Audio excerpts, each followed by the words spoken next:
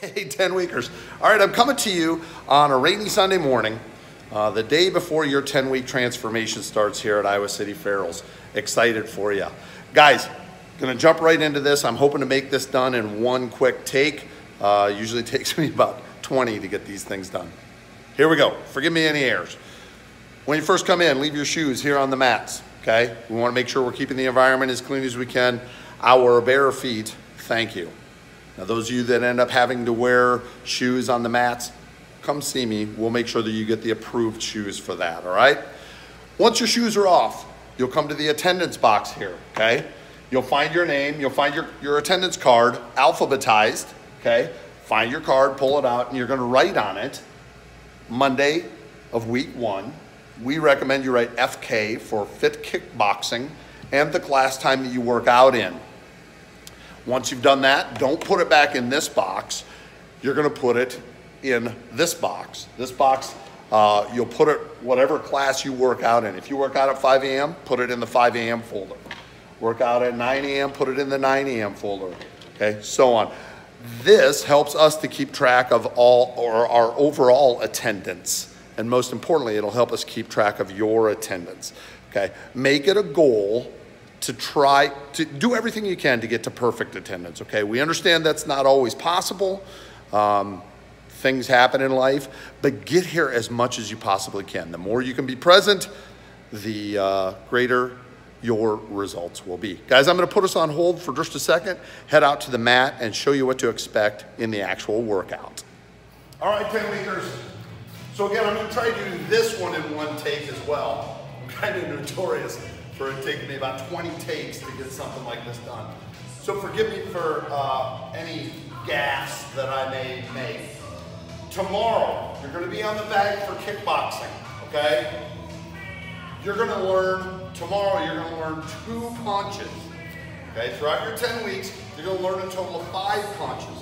But for the first week, we're gonna focus on just the 2 that you're gonna learn tomorrow. You're gonna learn the jab, okay? And you're gonna learn the cross, okay? So in a fight, in an actual fight, boxers will use the jab as a quick little snap punch to stun their opponent, okay?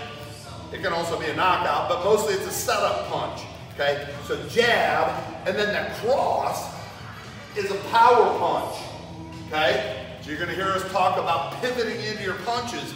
We'll talk about that in just a bit. So the jab, breaking that down. The jab always comes from the front foot. So if you're gonna throw a right jab, your right foot is forward, okay? You're right here. Right jab comes out. See how my palm is facing the mat when I'm fully extended, okay? And when I come back, this is called guard position, right? You're guarding your face. In a fight, you want to guard your face. So my palm is facing my cheek at guard, and it's facing the mat when I'm fully extended, okay? So the jab comes from the front foot. A left jab, your left foot's forward. Guard, full extension, okay? See how you get that corkscrew motion? Now, we aren't training you to be an Olympic boxer, any kind of fighter. We want you to attain the look of a fighter. They're nice lean bodies. Extreme body shaping, that's what we do. So what those boxers are doing is they're gaining power by that rotation. What you're doing is you're shaping your body. It's easy to understand and go like this or this, okay? But by getting that corkscrew motion in there, you're engaging more muscle groups, okay? By keeping your core tight, you're engaging that core. All things that you want to think about just to help you shape your body the way that you want to. So, the jab from the front foot. The cross is your power punch. That will come from the back foot. Okay, now a lot of times they'll get coupled up. They'll get combined, a jab cross combo. Jab, cross, okay? So break the cross down. The cross comes from the back foot, okay? Now I told you, this is guard position, and you're gonna wanna stay in this all day. When you're on that mat, you want your guard up. If you were in a real fight, you're protecting your most important part of yourself, your face. Okay? In the body shaping aspect of what we do, the higher your hands, the more your core is engaged. Okay? I guarantee you're gonna see it, and it's gonna happen to you more than likely. Guard will drop from here, as you get tired, to here, to here, to here. And then punches start coming like this, okay? Really focus on staying up, okay? If you feel them drop, bring them up. One little trick I like, kind of tap your gloves in front of your face. That reminds you there, if you tap them, you can't see them, okay? So keep your hands up. Before we do get into the cross, and I'm sorry I break off on a lot of tangents here, but this is important stuff. Before we break into breaking the cross down, besides guard up, the other thing we're gonna ask you to do is keep your feet moving, okay? A boxer shuffle, okay? You're gonna find a nice stance with width, okay, and depth. You wanna find a nice solid base, okay? It's kind of broke down that if you placed your foot on one of the seams here, and at about the halfway point of the mat, and stepped that other foot back and moved it out to about the halfway point of one of the other seams or one of these squares, that's a nice solid base in general. Taller people have a wider base, shorter people more narrow base. But find that base, and then you're gonna keep those feet moving all day long, okay? So you're gonna go into a boxer shuffle. You get really bouncing with it, just keep yourself moving, okay? Get up on the balls of those feet. Engage as much as you can. Keep that body engaged the whole way. So let's break the cross down. We've done the jab. Here's the cross. The cross comes from the back foot. Power. You're going to twist into that punch. Corkscrew motion. Palm faces my cheek. Palm faces the mat. Okay? Now you see what I'm doing here with my back foot? Pivoting into that, okay?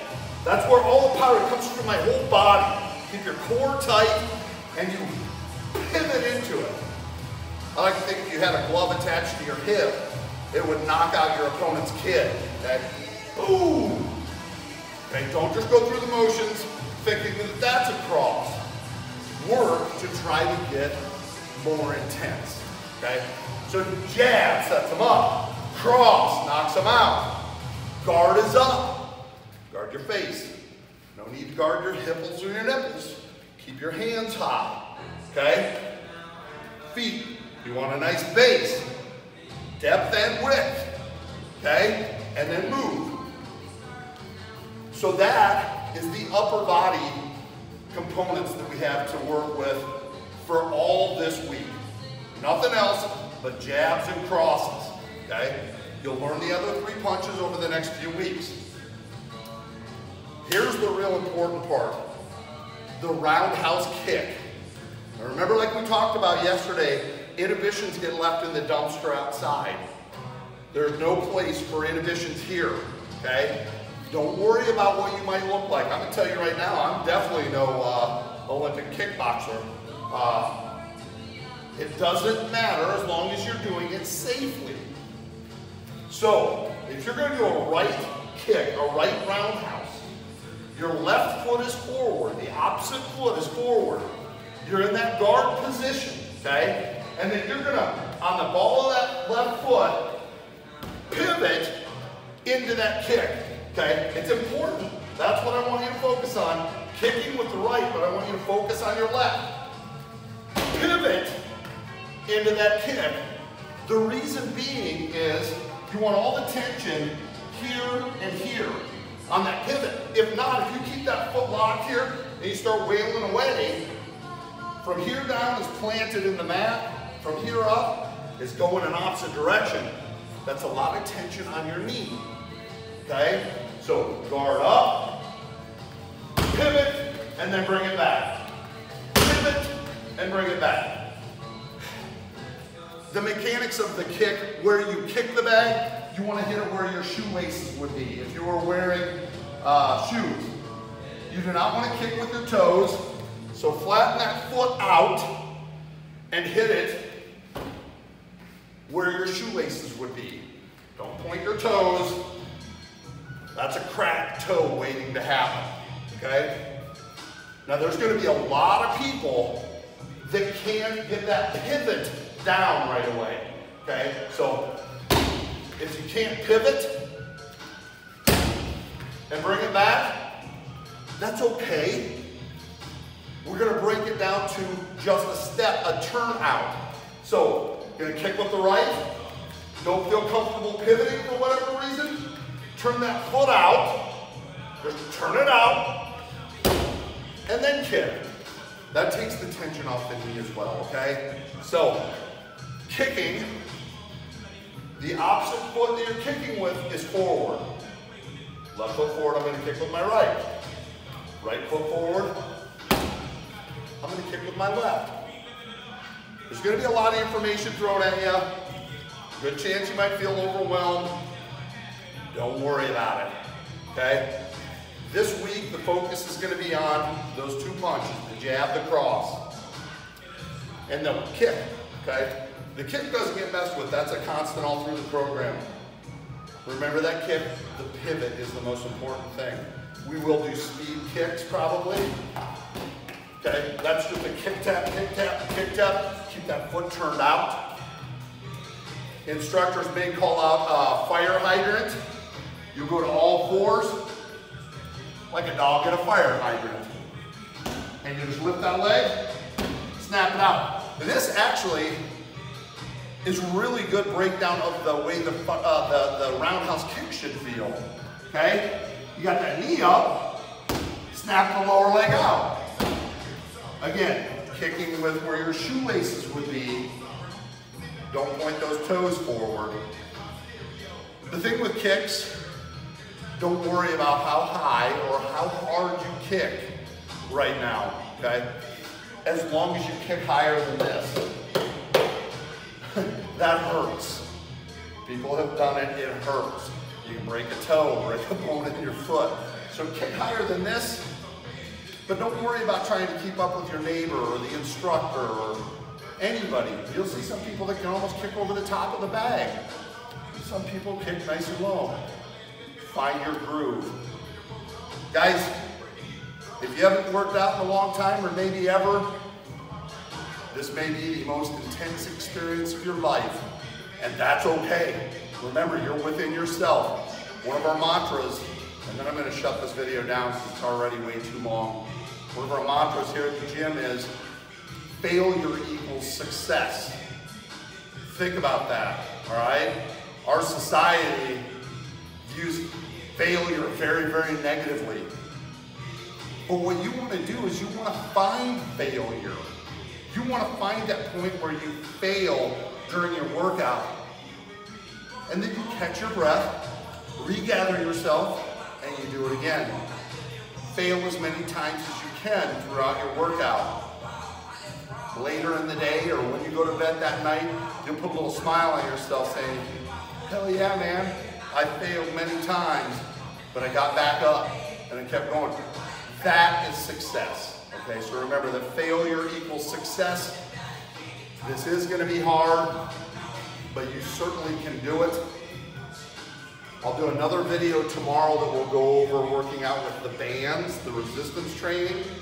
You guys are one of the lucky classes. We're going to start with lower body.